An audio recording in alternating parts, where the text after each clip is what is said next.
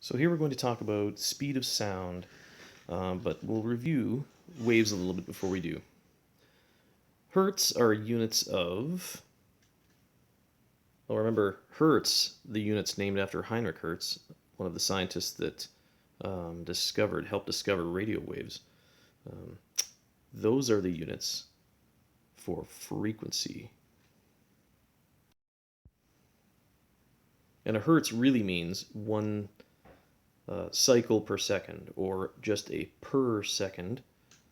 So we could write a hertz like this, which just means per second, something occurring repeatedly per second, a certain number of times per second. In a sound wave, rarefactions are areas of, well, sound waves are mechanical waves, which means that really they're pressure waves, and you'll have areas of high pressure and areas of low pressure that alternate. Rarefactions are those areas low pressure.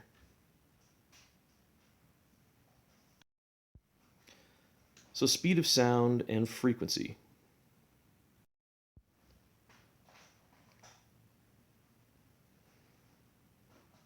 When we look at waves on a slinky or a spring, the speed with which the wave is propagating is really dependent on the medium itself, and that's true of any kind of wave.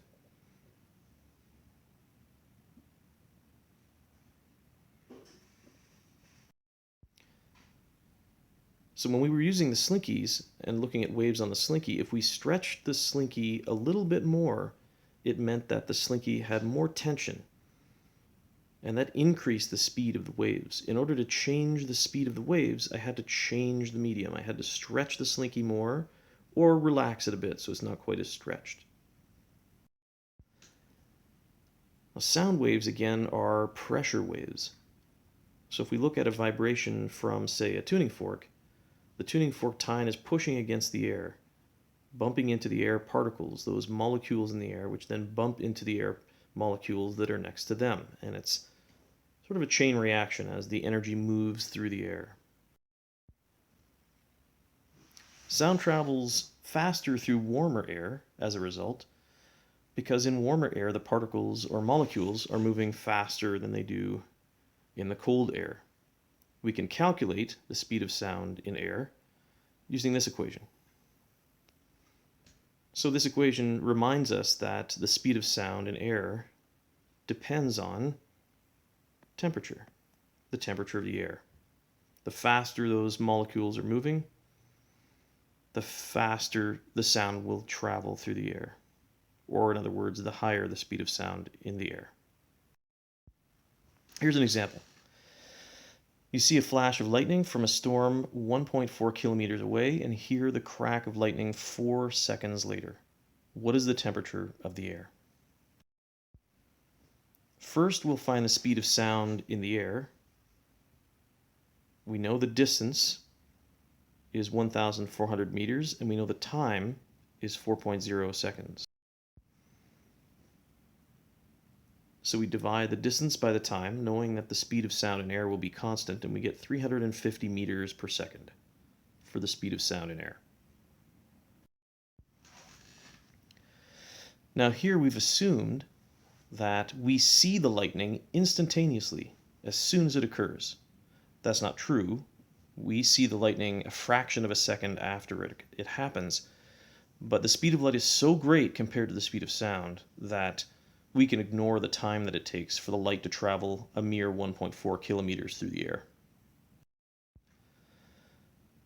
So now we can use our formula to calculate the temperature. Here we have speed of sound in air is 332 meters per second plus 0.6 times the temperature, and we can rearrange our formula. So when we rearrange the formula, we get temperature is equal to the speed of sound in air minus 332 meters per second divided by 0.6 meters per second per degree Celsius. When we substitute the values in, we end up with 30 degrees Celsius. So that's a pretty warm summer day.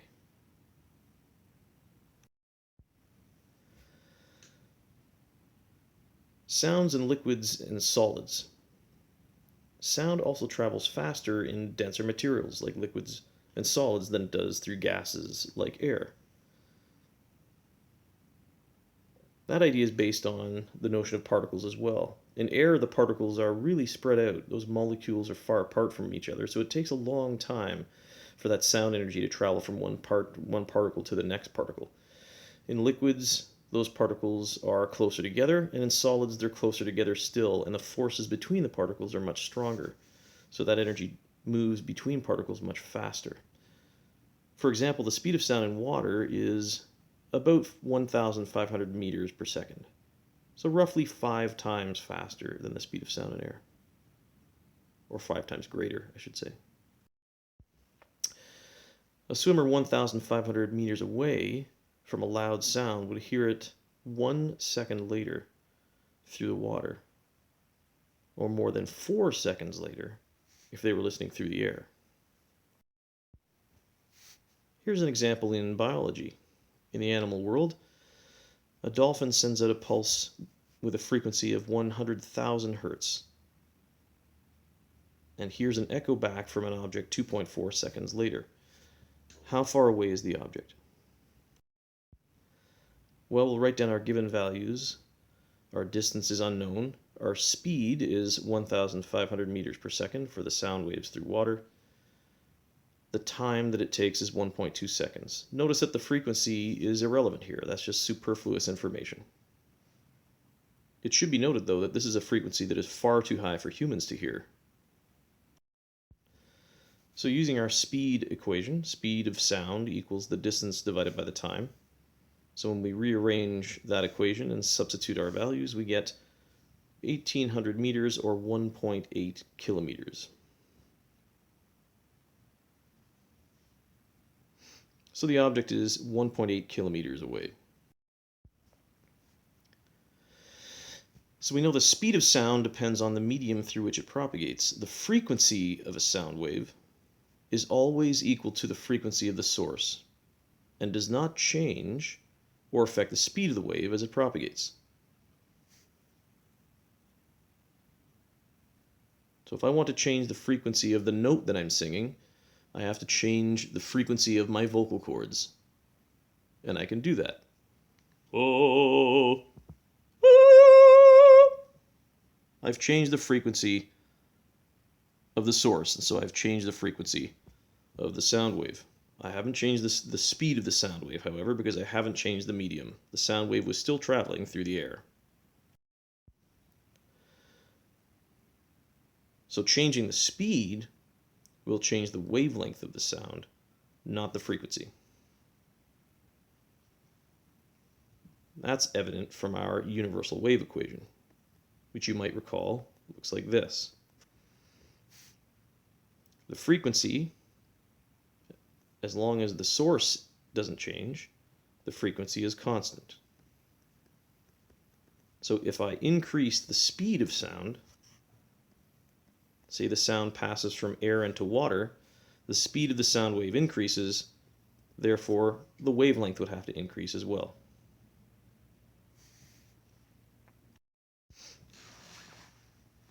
Humans can hear sounds between about 20 hertz and about 20,000 hertz or 20 kilohertz. Most humans lose the ability to hear very high frequencies by the time they're teenagers. And by the time you're my age, there are a lot of those frequencies that you can't hear. I probably can't hear anything above 11 or 12,000 hertz on the very best day. Most human speech is between 200 and 8,000 hertz, however, so the ear is most sensitive to frequencies between 1,000 and 3,500 hertz. So most conversations I have no trouble hearing because my ear is sensitive to those frequencies. You'd never know that from the way that I sing, though. Sound with frequencies above 20,000 hertz is called ultrasound, so we can't hear those. A common use of ultrasound is range finding underwater, also known as echolocation or sonar. We also use ultrasound to see inside the human body. And that looks something like this. So we get pretty good images and quite a lot of detail using ultrasound. Ultrasound is not dangerous for the unborn fetus, and so it's a safe way for us to have a look at a baby before it's born. Infrasound is sound with a frequency that's lower than 20 hertz.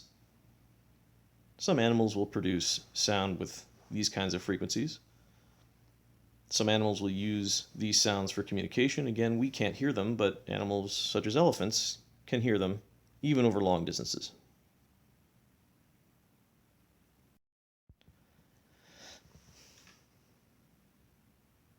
Humans can't consciously detect infrasound, but they may still be somewhat sensitive to the vibrations. In fact, infrasound has been known to evoke feelings of awe and fear. Even though you can't hear the sound with your ears, you have a sense that there's some sound energy there. Around 18 hertz for frequency, and you might start to think you're seeing things, maybe some optical illusions of ghosts. Oh, maybe some hauntings can be explained using infrasound.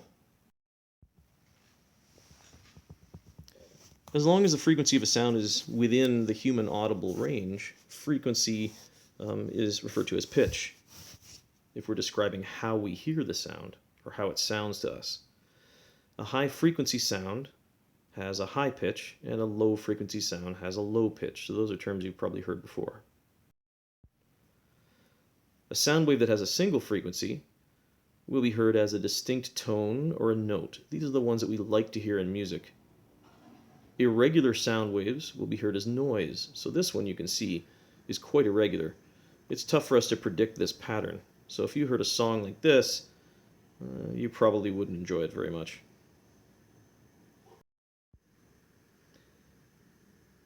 All right, now we're going to try to measure the speed of sound using an echo, and we'll see how that goes. Here's some practice for you as well.